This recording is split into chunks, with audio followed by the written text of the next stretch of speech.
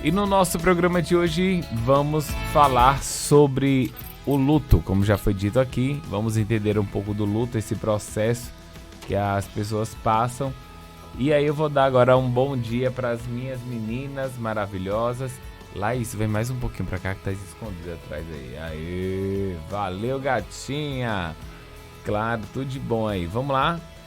Sejam bem-vindas, meninas. Um ótimo dia para vocês. E agora vamos falar sobre o luto. Bom dia, Tati. Bom dia, Laís. Sejam todas bem-vindas. E é isso aí. O que é o luto? Bom dia, Igor. Bom dia, Laís, não é? Hoje eu vou me apresentar, Igor, porque eu tenho escutado muito. A gente vê a sua voz, você nunca fala quem é, não é? E aí no hábito, né, de já ser os nossos ouvintes. Então, assim, pra quem ainda não acompanha, né, é a primeira vez que tá aqui com a gente, no Fala Mute. Pra quem acompanha pelo rádio, né? Exatamente, pelo rádio. Meu nome é Tatiana, eu sou psicóloga, clínica institucional, assim como a Laís Alves também, que tá aqui com a gente, também é psicóloga, institucional e clínica. E hoje a gente vai estar falando um pouco, né, sobre o que é o luto, que foi um tema pedido por uma de nossas ouvintes, não é, Igor, na última semana. Então, se você é ouvinte também do Fala Multi aqui pela rádio, então já pensa em um tema que para você é importante a gente falar. Já faça a sua sugestão ao vivo, né, Igor, junto com a gente, que a gente vai estar pensando, porque o nosso intuito, o nosso objetivo aqui no Fala Multi é poder ajudar você que está aí na sua casa, não é? Entender um pouco melhor sobre transtornos mentais, sobre saúde mental, sobre prevenção, tratamento e afins. Dito isso, vamos para o nosso tema, né? E a gente vai estar falando sobre luto. Eu vou colocar a Laís para começar a falar hoje, né? Laís, eu queria que você falasse um pouquinho sobre o processo do luto, o que é esse luto, né? Como é que eu posso identificar que eu possa ser uma portadora de um luto? Vamos lá, bom dia, gente, primeiramente, né? Então, a gente fala sobre o luto em algumas fases, né? Que ele é dividido em algumas fases. Que é a fase da negação inicialmente, onde eu não consigo aceitar que aquela pessoa, ela se foi, ela faleceu ou algo do tipo. E aí a gente entra sobre aquelas questões, né? Que o luto é só para aquela situação onde eu tenho perca do ente querido. E aí a gente fala que não. Que tem algumas situações onde o luto aparece, inclusive no desenvolvimento da vida. Por exemplo, da fase da infância para a adolescência. É uma perca, de certa forma, de identidade que está ali se desenvolvendo e se construindo ao mesmo tempo. Então, tem essas trocas de fases que também podem ser uma questão relacionadas à questão de luto. Quando eu perco a minha identidade, e aí eu vou para a fase da adolescência. Já não sei se eu sou mais criança, porque tem horas que eu não posso ser criança. E tem horas que eu também não posso ser adulto. Ao mesmo tempo, por exemplo, eu posso pagar uma conta que minha mãe e meu pai pedem, mas ao mesmo tempo também não posso sair sozinho completamente. Então tem dessas questões também, essa fase do luto. Nas questões também de relacionamentos, quando se há uma finalização, né, tem aquele ciclo que estava ali sendo vivido, construído com aquela pessoa. E aí acontece desse término repentino, de alguma forma eu não entendo o que aconteceu, e aí vem essas fases de negação também. Tem a fase da negação, tem a fase da barganha, que é quando a gente tenta fazer, por exemplo, é aquela situação de que eu tento articular, no sentido de que, não, eu vou ser uma pessoa melhor a partir disso aqui, se isso aqui mudar. E aí eu tento ficar naquele jogo. Então essa é uma fase da barganha também. Tem a fase da raiva, que é justamente quando se traz aquela sensação de injustiça. Não, poxa, ele era uma pessoa tão boa, uma pessoa tão carismática, que ajudava todo mundo. E aí você sente aquela questão de injustiça mesmo nessas fases. Tem a fase da aceitação, que a gente fala normalmente como sendo a última desse processo do luto. E nessa fase, a gente começa a aceitar a própria realidade. Passa por todas essas situações para no final a gente aceitar a nossa realidade e que muitas vezes traz também aquela sensação de que eu não vou ter a minha vida por completo sem aquela pessoa. E aí a gente vai começando a aceitar já no final desse processo do luto. Laís, na infância, né, já que você trouxe um pouquinho desse viés do luto na infância, a gente também vai estar falando um pouco mais forte sobre isso, mas, por exemplo, quando é que eu posso identificar um luto em uma criança? Por exemplo, eu sou mãe, e aí meu filho começou a apresentar alguns sintomas, né? Como é que eu, como mãe, posso identificar isso? Nas situações que a gente pode começar a identificar algumas questões é quando tem mudanças de comportamento, como a gente fala. E aí a gente fala sobre baixa frustração nesses períodos. A criança ela se sente muito para baixo, mais isolada, os comportamentos vão mudando no sentido de que eu era uma pessoa que gostava de ter mais relações, que me envolvia com mais pessoas, que me envolvia com mais colegas, que estava conversando com um ou com outro, e de repente o meu comportamento ele vai mudando. Então tem essa questão da baixa tolerância a essa frustração, de que eu não consigo lidar com essas situações que me geram esse desconforto, e aí eu vou começando a mudar os meus comportamentos. E esse prejuízo acaba chegando na escola, por exemplo? Sim, também acaba chegando como as questões das próprias de ansiedade, que vai se atrelando também a outras questões, que é a comorbidade aí com situações depressivas, né? A gente sabe que isso vai mudando o humor vai ficando mais triste, mais deprimido, a pessoa vai se isolando, vai ficando mais calada. E aí vem outras situações, como a questão de baixa autoestima, aquela falta de esperança no futuro, a sensação de que minha vida não tem mais sentido sem essa pessoa, sem isso acontecer, e vem todas essas fases do luto novamente. Uhum.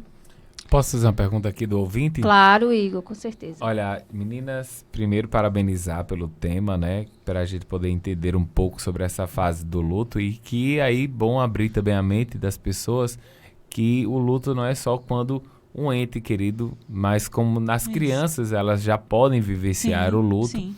E isso é bom, né? Poder identificar, porque quanto antes começar a fazer o tratamento, né? Um acompanhamento, por assim dizer, mais rápido essas pessoas vão superar essa fase aí do luto.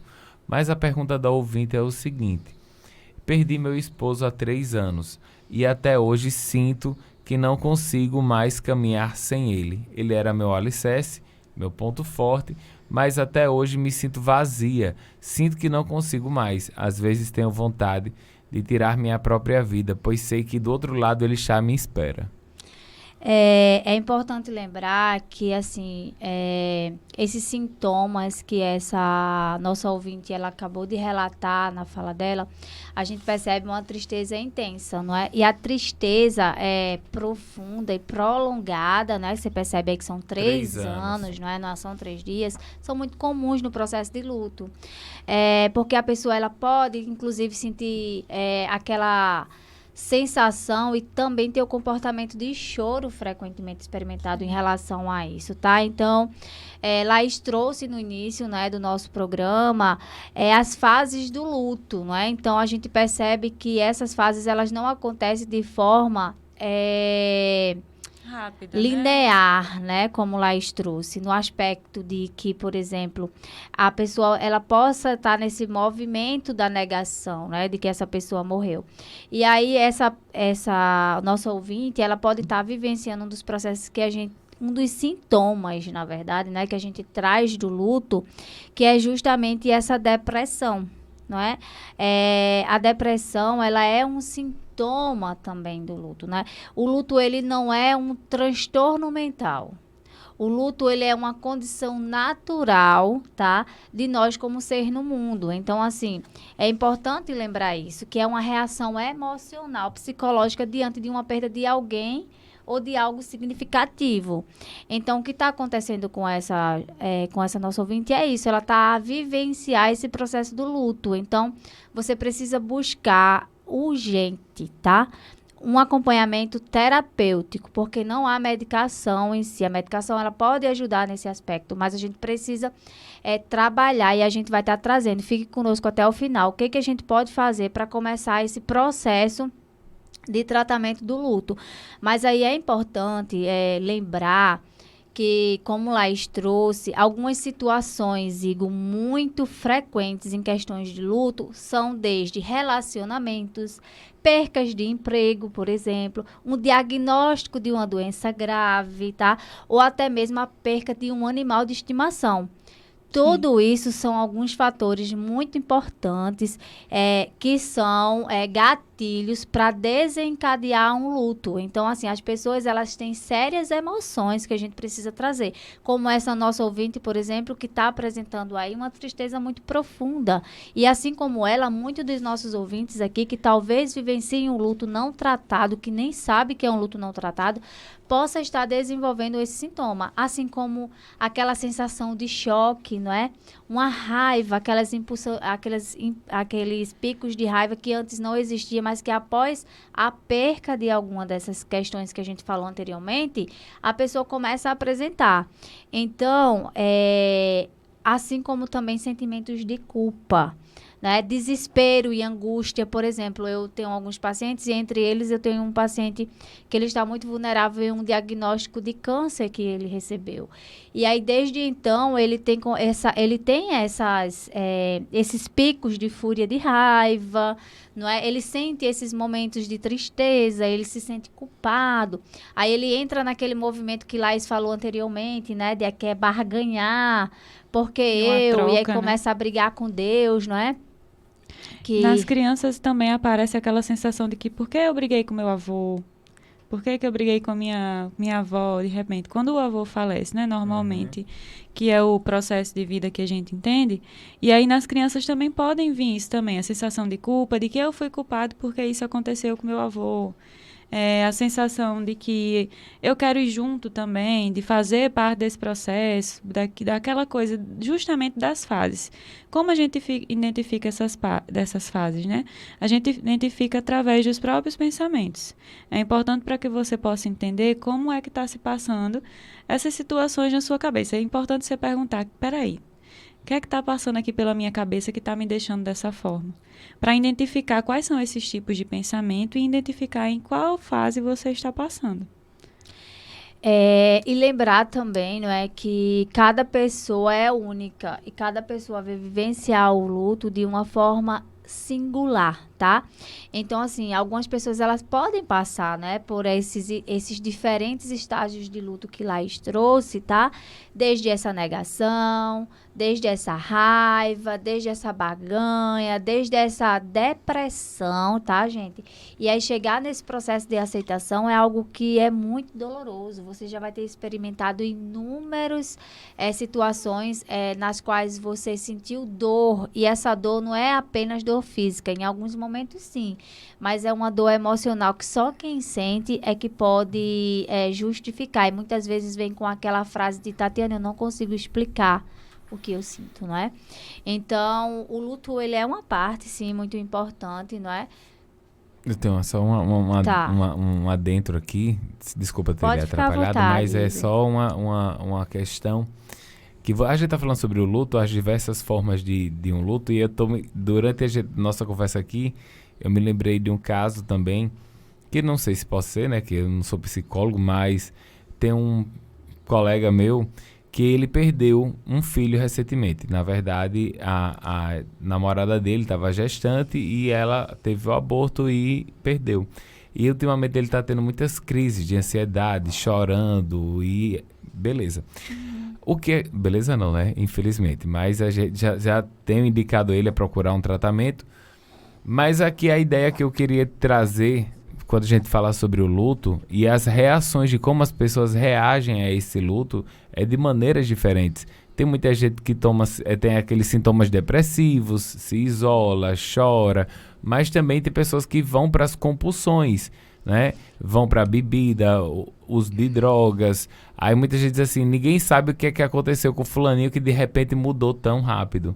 Pode essas compulsões, seja ela pela bebida, uso de alguma coisa, pode ser um sintoma do luto que não curado, não tratado, meninas? Sim, pode. Em relação à questão das próprias mudanças de hábitos, né? A gente precisa fazer a mudança para hábitos saudáveis, mas quando essa parte está disfuncional na gente, que a gente está passando justamente pelo processo de luto, tudo isso aí vai ficando disfuncional, inclusive os meus comportamentos, que são meus hábitos que vão surgindo, que bem possivelmente estão disfuncionais, desregulares em relação ao que eu estou passando.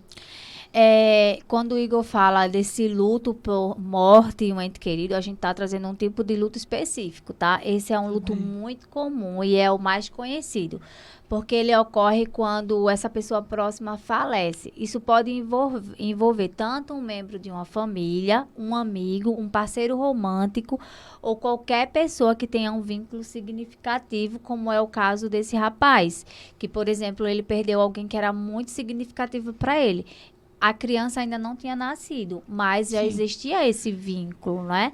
Então, assim, olhar para isso, né, de uma forma mais gentil com você, entender que você não é um robô, né? Entender que o luto também leva a um processo de adoecimento. Então, a gente precisa prevenir, a gente precisa olhar para isso. Caso contrário, você vai ter vários prejuízos na sua vida em decorrência disso, tá? Quando a gente pensa nesse luto, por exemplo, em decorrência da saúde, que é uma coisa que eu venho observando muito, inclusive em consultório, que às vezes fica desapercebido, não é? As pessoas têm muitos sintomas, porque são muitos transtornos mentais que existem, e aí recebe um diagnóstico, por exemplo, como eu falei, de um CA, não é?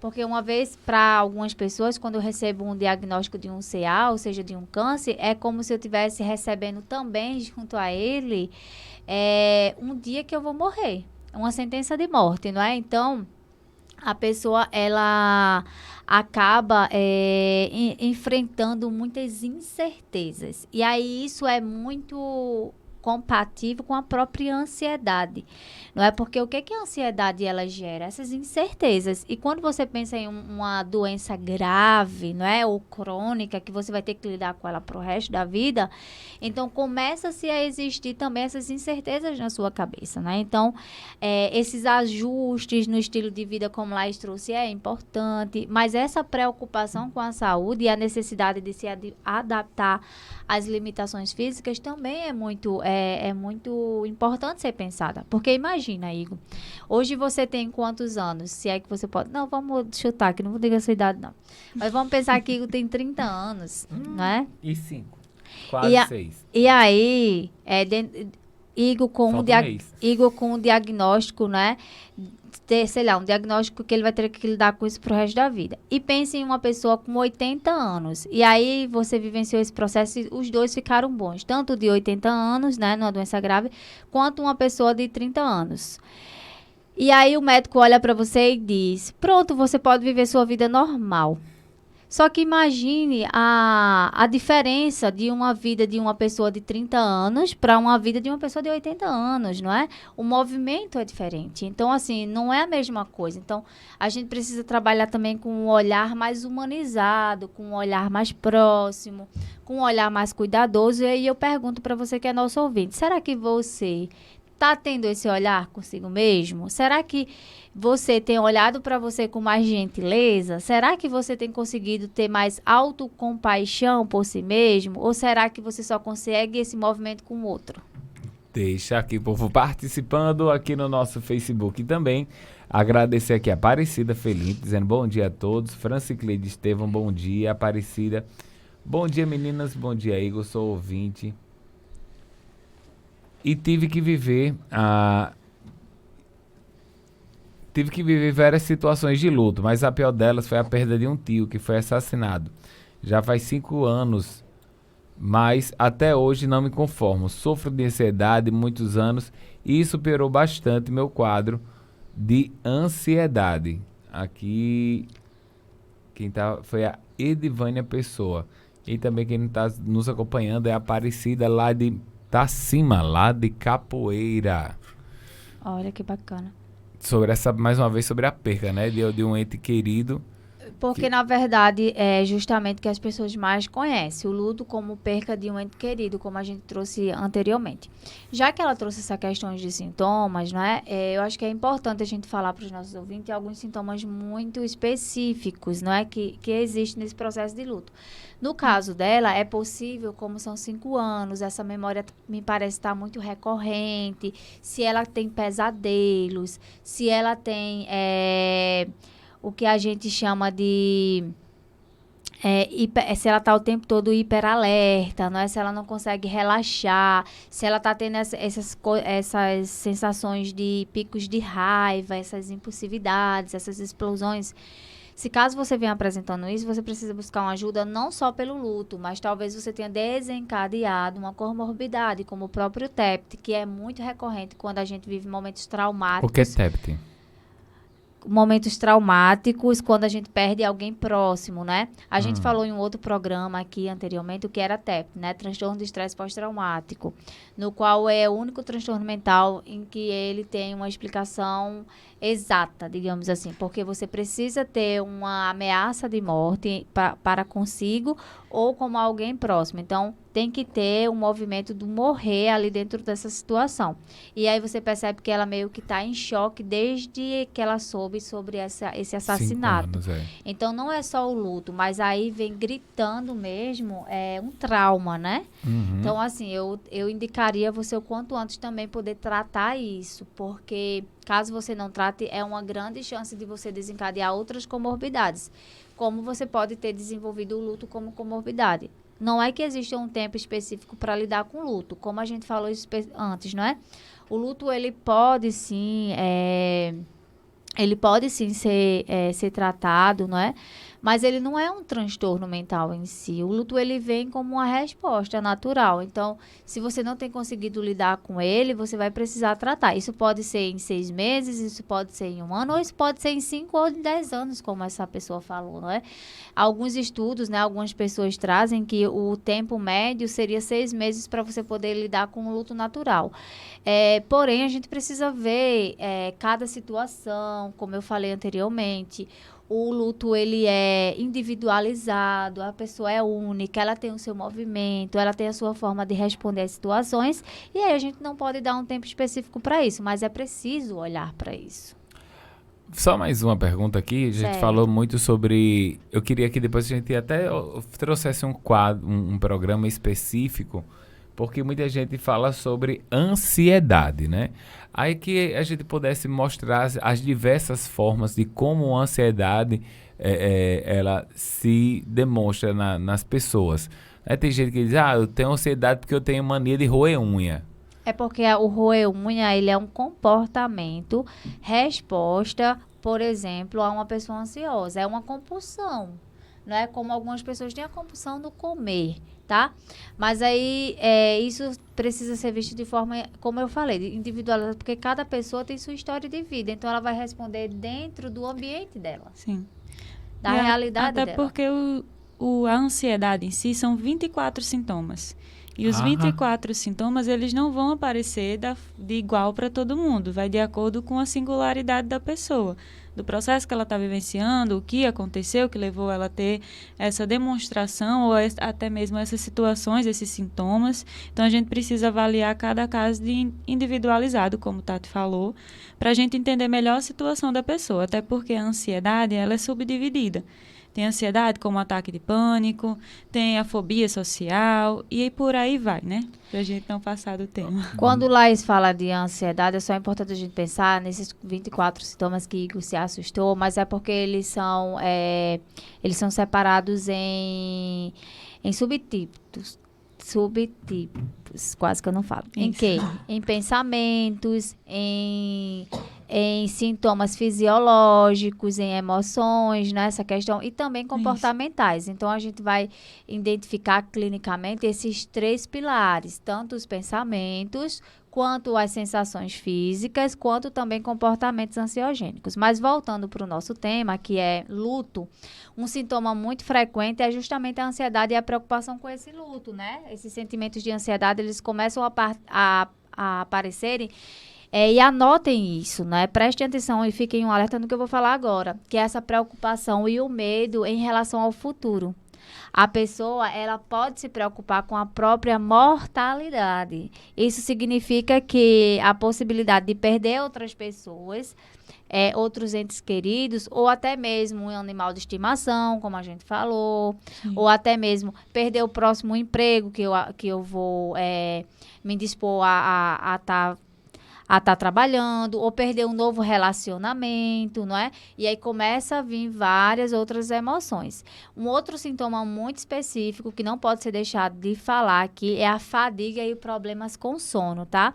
O luto, ele pode causar essa fadiga extrema e a dificuldade para dormir. As pessoas podem ter insônia, esses sonhos perturbadores, como eu falei, né? E a sensação de exaustão constante. Isso acontece também muito em idosos, né? Então, assim, a gente precisa ter muito cuidado, porque os idosos são também aquelas pessoas que geralmente estão perdendo mais pessoas, por ter amigos mais parecidos com a idade, né? Ou algo semelhante, ou até mesmo aquela preocupação também de morrer, não é? Por causa da idade e tudo mais. Então, isso tudo também pode ser algo visto, né? Eu lembrei disso agora porque eu tenho atendido uma outra paciente que tem apresentado também muito essa questão. Chuva de participação. Até fechei meu microfone. Chuva de participação aqui, viu? Parabéns, meninas. Aqui, aplausos, bom dia. Aqui tá dizendo, eu faço acompanhamento. A Edivânia diz que faz acompanhamento psiquiátrico e psicológico. Isso tem me ajudado muito. Essa pessoa é a que falou Confirmando aqui. que estava tendo do luto. Tio, sim. Olha, seria muito importante, né, você pontuar com a sua profissional essa questão, né, desse possível luto, para você entender melhor, tipo assim, conversar, porque o psicólogo, ele faz essa psicoeducação, né, talvez Sim. ele até tenha pontuado para você o que é, como é que pode agir, porque o TEPT, ele fica muito escondido, né, E a pessoa tem que se abrir, né? ele fica muito escondido porque ele é muito camuflado com outros transtornos, como a depressão, que é muito conhecida, como a própria ansiedade, não é? E, assim, é muito cauteloso ter esse olhar. Então, assim, é dialogar, é pontuar. E o psicólogo é maravilhoso, porque ele vai escutar você, ele vai te entender, ele vai te orientar. E eu tenho certeza que a sua psicóloga, né, que os profissionais que estão te acompanhando, eles também vão falar sobre isso. Talvez até já tenham falado, né? Mas, assim, se isso for importante, dialogue com ele. Mais uma participação da Vaneira, tá ouvindo a gente lá em Lagoa Verde. Aqui, bom dia, Igor. Tem uma filha de 8 anos e até para ela falar comigo, ela fica estralando os dedos como se fosse nervosa. A participação do ouvinte. Né? Eu acho que ela disse que a filha dela, acho que é sobre, não sei se é sobre ansiedade e tal, mas ela disse que até para falar com ela, ela fica estralando o dedo. Sim, é uma das questões, né? Como a gente falou, tem as questões emocionais, as comportamentais, as fisiológicas. Então, a gente precisa entender um pouco maior essa situação, para entender quais são os sintomas que estão sendo apresentados, quais são os comportamentos que essa criança vem apresentando ultimamente. Se era uma criança mais extrovertida, hoje esse comportamento mudou de alguma forma. Tem as questões também com a própria dificuldade para chegar na escola, para permanecer na escola. Isso não perpassa uma situação aí, de casa para a escola. Mãe, a gente não pode te dar um diagnóstico porque a gente não conhece a realidade da sua Exatamente. filha. Mas, assim, pode ser vários sintomas, pode ser até Sim. mesmo uma estereotipia, não é? De um autismo, não sei. Então, assim, não tem como a gente não conhecer a sua história, a sua filha e dar um Exatamente. diagnóstico. Mas a orientação se isso vem trazendo prejuízo, busque sim um profissional que possa avaliar de uma forma assertiva, porque aqui o nosso papel não é dar diagnóstico, porque a gente não conhece a Orientação, idade da né? outra pessoa, mas orientar nesse viés. Ela disse o seguinte, eu já levei ela na psicóloga devido a outro problema, então Sim. tem que voltar ao acompanhamento, né? Exatamente, até porque pode ser comorbidades, como a gente falou, né? Então é preciso investigar melhor, fazer uma avaliação maior para entender do que se trata. Olha, mais um ouvinte aqui dizendo, estou passando por um problema de muita dor no peito e fico muito nervosa. Já fiz exames e consulta com cardiologista, mas não deu em nada e continuo com esse problema. Sinto uma dor constante no peito, um Ataque de aperto, é muito ruim. Não sei mais o que fazer. Parece muito sintomas de pânico, não é nem a ansiedade em si. A ansiedade é como se ela tivesse uma ansiedade não tratada, como ela não tratou essa ansiedade, ela desenvolveu crises de pânico. Talvez ela tenha ido algumas vezes no próprio hospital, pensando que ia morrer, com a sensação iminente de morte, não é? E o paciente realmente sente isso. E aí algumas pessoas pensarem logo que é problema cardíaco, ela deve estar desenvolvendo aí algumas compulsões, como por exemplo, toda hora tá verificando a pressão, não é? Então, assim, Existe tratamento, tá? Inclusive é um problema que a gente trata, assim, com muita maestria, digamos assim, não é? Porque realmente tem um tratamento muito eficaz que é a terapia cognitiva. Isso aí já são sintomas fisiológicos, como a gente trouxe, né, os exemplos. Isso aí já são sintomas fisiológicos de uma possível questões aí de ansiedade. Que aí, no caso, é uma ansiedade, mas é uma ansiedade já como comorbidade, tá? No Isso. caso de, talvez ela esteja tendo ataques de pânico ou crises de pânicos frequentes. Então, assim, não tem outro método. É buscar terapia e, dependendo do caso, uso de medicamentos com o psiquiatra. Você pode ir em qualquer outro médico, mas você não vai sair dessa crise se você não buscar o tratamento adequado para isso. Então, assim, se você até hoje não procurou, vá e já marque, já agende, tire o estereótipo de que, eu não sei se é o seu caso, mas muitas pessoas têm aquele estereótipo de que psiquiatra é coisa de doido, que psicólogo é coisa de doido. A gente precisa quebrar esse paradigma e precisa se cuidar para ter uma qualidade de vida melhor, tá, gente? Vamos lá, participação do ouvinte. Eu tenho ansiedade e eu tenho uma ansiedade forte. Aí para isso serve o quê? Ela postou aqui que ela toma quetiapina, então ela já deve estar fazendo um tratamento, né? Com o médico. Então, é voltar nesse médico, pensar a possibilidade de um reajuste, né, dessa medicação, procurar terapia, porque o que que acontece? O medicamento, ele vai tirar os sintomas, né, aqueles sintomas mais fortes. Contudo, não vai tratar a causa. E aí, a causa que é o que que eu penso sobre isso, como é que eu treino isso, né, essa reestruturação cognitiva que a gente faz na terapia cognitiva comportamental, essa mudança de comportamento, esses enfrentamentos você não aprende com medicação, você só aprende em terapia. Então, não perca tempo, procure o quanto antes. Gente, a gente precisa trazer isso para vocês como uma realidade. Porque quanto mais tempo vocês ficarem com esses sintomas em casa, mais vocês vão passar pela vida com muito sofrimento, quando na verdade vocês poderiam ter uma qualidade de vida melhor. Então, assim, vamos quebrar esse paradigma, vamos buscar ajuda sim. A gente não busca uma ajuda quando eu estou com um problema cardíaco, quando eu estou com uma diabetes, quando eu estou, sei lá, com uma gripe, eu não busco sempre um médico. Então, se eu tô com problemas que estão ativando, estão prejudicando a minha vida em virtude psicológica, emocional, vamos buscar o profissional que é qualificado para isso. Mais uma. Meninas, hoje tá chovendo, hein? Aqui, bom dia para vocês. Aqui também tô acompanhando diretamente de Natal o programa. Vamos trazer áudio do ouvinte. Bom dia, Tati. Bom dia, Fernando. Tati, eu gostaria de fazer uma pergunta a você. Tati, tem hora que eu me sinto sozinha, assim. Tem hora que me dá uns enganos na minha vida. Eu me sinto só dentro de casa, porque eu convivo com uma pessoa que ela é alcoólico, bebe direto, sabe? Que é o meu marido, que é da Mia. Bebe direto, ele é alcoólico. Aí tem hora que eu me sinto só, me dá uma tristeza. Eu gostaria de saber você o que é isso. Porque a minha duas filhas é casada, todas as duas. Não mora comigo, só vai ver eu e ele aqui dentro de casa. Então, vamos lá. A situação dela é uma situação bastante complexa, né? Porque existe aí uma questão situacional muito forte, né? Existe aí uma questão de um adoecimento, porque o alcoolismo é um adoecimento, precisa se ser tratado, não é? A gente tem dentro desses processos de alcoolismo, muitas vezes, algumas agressividades verbais, físicas, que eu não sei se acontece no caso dela, mas geralmente é esperado que aconteça, não é?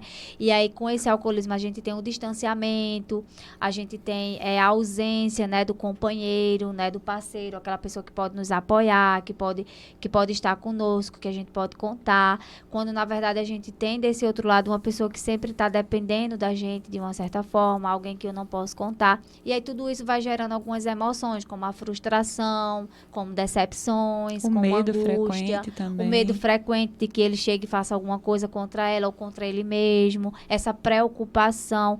Então, como é que a gente tem uma vida feliz quando a gente tem todas essas questões situacionais? Na questão dela, a gente percebe aí um ambiente bastante doente, tá?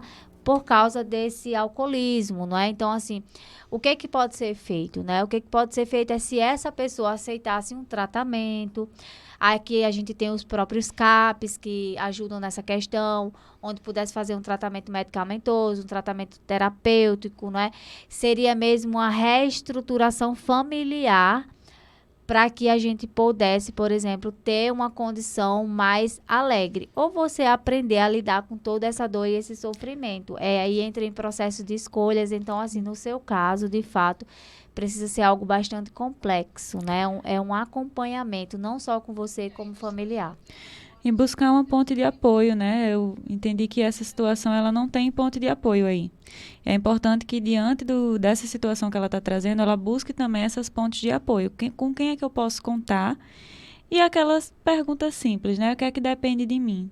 Porque muitas vezes a gente quer solucionar um problema, mas um problema que está me afetando de certa forma, mas de certa forma também não é meu. Então, depende muito. É como o Tati falou, essa pessoa precisa querer também aceitar esse processo, né? De passar por essas questões do alcoolismo. E geralmente pessoas que vivenciam não é um luto, tá, gente? Essa questão aí, a gente fica bem claro pra gente que não é um luto. Não é luto. É uma questão muito de dependência emocional, é uma questão de um relacionamento, não é? Que tem vários conflitos. E assim como essa jovem que falou com a gente, existem inúmeros de nossos ouvintes que vivenciam situações como essa, tá? Então, como não sentir um vazio se há muito tempo eu não tenho doses de prazer na minha vida? Então, a orientação é justamente buscar essa ponte, fazer buscar uma esse ponte, apoio, construir esse né? apoio. Construir esse apoio. Eu até emocional. ia perguntar, mas Tati já respondeu que tipo, esse sentimento de perca pode ser também um sentimento tipo de um luto, tipo, eu já não tenho mais aquela pessoa, porque tipo, você convive com alguém que não está presente. Mas é como isso se não você é um convivesse luto. com a lembrança só. Mas não é um luto, é diferente. A situação dela é mais voltada mesmo para uma questão situacional de um adoecimento familiar. Então, assim, é algo que é uma outra questão. Quando a gente pensa em luto, existe sim o luto de entes queridos, mas no viés de morte, não é? Desses relacionamentos. Ela não terminou esse relacionamento. Ela está nessa relação. Só doente, né? Ela está com uma relação adoecida, porque esse companheiro dela também está adoecido. Exatamente. Então, buscar uma ajuda familiar. Vamos lá, última participação de hoje, tá? Porque é muita coisa, senão não vai dar tempo as meninas passar a nossa técnicazinha, que sempre passa no final, né? Já tá chegando a hora do Padre Reginaldo Manzotti.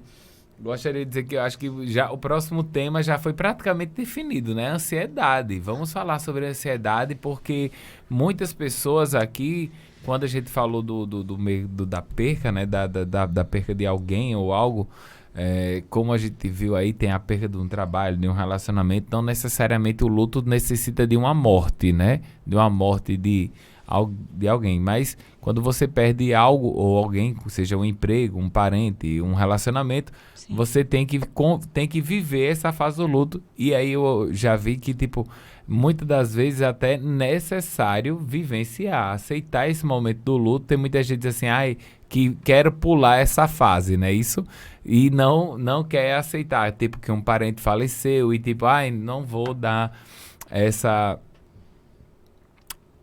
como é que eu posso dizer? Não vou vivenciar isso aí, vou pular isso aí, tá? Então, outra coisa que eu vi na internet, semana, assistindo um podcast, foi... Eu estava acompanhando muito o caso daquela vereadora Flor de Lis, né? Vereadora não, deputada, desculpa. E aí o que acontece? O cara tava falando sobre o choro dela no caixão, e ele disse que quando ele perdeu um pai... E eu me lembrei que isso aconteceu comigo também, porque foi muito interessante. Quando meu pai faleceu, eu não tive tempo de chorar. Eu recebi a notícia, tive que repassar a notícia, tive que fazer todo aquele processo, e somente, praticamente no final, quando eu estava na igreja, eu gravei a nota de falecimento do meu pai, eu estava na igreja, e somente na hora que eu estava lendo as homenagens ali, que eu notei que... Mas eu passei as 24 horas velando, isso, aquilo, outro, e não chorei, estava firme e forte. E aí, como ele falou no caso dele, que ele velou, fez o sepultamento, mas só quando ele chegou em casa que a ficha caiu. Então, para cada pessoa existe um processo, um tempo diferente. Nem todo mundo é igual, né? Então, eu vou trazer aqui a última participação da ouvinte hoje, agora pela manhã. Vamos lá. Eu moro no sítio Cajazeiras. Ô, Igor, eu tenho muita ansiedade, eu vivo tomando remédio para ansiedade, eu perdo o sono. Me deu isso depois que eu perdi meu marido para essa doença, convite, para essa doença de coronavírus. Eu perdi meu marido, ele morreu dessa doença de lá para cá, me deu uma ansiedade tão grande, não fiquei boa mais nunca. E é isso mesmo. Obrigada por você compartilhar conosco, porque de fato muitas pessoas que perderam entes queridos, né, em virtude do Covid, hoje desencadearam tanto ansiedade quanto depressão como uma resposta a esse movimento, tá? Como eu falei antes, a medicação ela vai tirar o sintoma, mas se você puder buscar um acompanhamento terapêutico para você poder falar sobre isso, né, poder reestruturar isso é muito importante, gente. Eu sei que muitas pessoas não têm condição de pagar um tratamento terapêutico, né? Mas isso é prioridade, gente. Porque, assim, às vezes a gente gasta 200, 300 reais numa bolsa, num sapato, em um celular caro, né?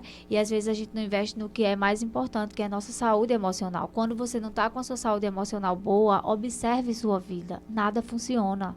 Então, assim, se você não puder ir semanalmente, veja a possibilidade de ser quinzenal, sabe?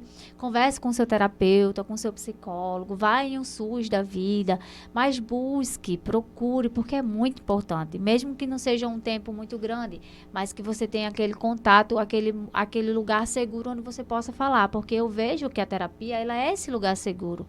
Então, assim, eu vou voltar só para a questão do luto, tá, Igor? A gente vai ficar combinado de falar no próximo programa sobre ansiedade. Foi um tema que muitos os ouvintes trouxeram. Eu acho que é importante a gente escutar vocês, trazerem algo para ajudar vocês. Esse é o nosso objetivo aqui no Fala Multi, né, Laís? Então, assim, eu vou trazer 2 pontos que eu vejo muito importantes para você começar a trabalhar o luto, tá? Começar a trabalhar. Não é que você vai tratar. Na terapia, a gente trata isso de uma forma mais forte, mais direcionada. Mas o primeiro passo é aceite o luto. Né? Reconhecer e aceitar a perca do que ocorreu de forma natural é algo que precisa acontecer. Lembrar que você vai se sentir triste, vai se sentir desorientado e emocionalmente sobrecarregado nesse período. Tá tudo bem, você vai passar por esse processo, porque esse é o processo do luto. Então, aceite suas emoções, aceite as suas frustrações, aceite as suas raivas, aceite os seus medos, aceite esse vazio existencial que aconteça. O primeiro passo é aceitar, tá? Então, assim, para quem já faz terapia, converse melhor com o seu psicólogo, né? Sobre o que é o luto, aprenda sobre esse processo, entenda essas reações emocionais e físicas que são normais associadas aos estágios do luto. Ou pesquise vídeos na internet, né? Que tem aí falando sobre isso, leia artigos sobre isso é muito importante. E aprenda também a manejar suas emoções, né? Na terapia cognitiva comportamental, a gente consegue identificar e compreender as emoções do luto, como essa tristeza, essa raiva, essa culpa, essa ansiedade. E a gente desenvolve estratégias eficazes para esclarecer essas emoções. E a gente também inclui técnicas de relaxamento, né? Então, coloque aquela música de relaxamento, faça uma respiração, uma regulação emocional. E aí eu quero que Laís fale um pouquinho sobre identificar esses pensamentos e como lidar com eles para a gente fechar, Laís, porque a gente não vai conseguir trazer muito, porque eu vi que nosso tempo aqui já estourou, né, Igor? Então, a gente pode identificar esses pensamentos a partir dos próprios questionamentos. Primeiro, a gente faz uma pausa para a gente entender o que é que está passando pela nossa cabeça. A gente precisa entender em qual fase que eu estou, para eu me colocar dentro da minha realidade, para eu entender o que está acontecendo comigo. Essa é a primeira etapa. Depois a gente vai começando a questionar esses pensamentos. Vamos entender se eles estão dentro da minha realidade. Se são pensamentos que estão disfuncionais aí. Por exemplo, se eu estou me culpando pela morte da pessoa.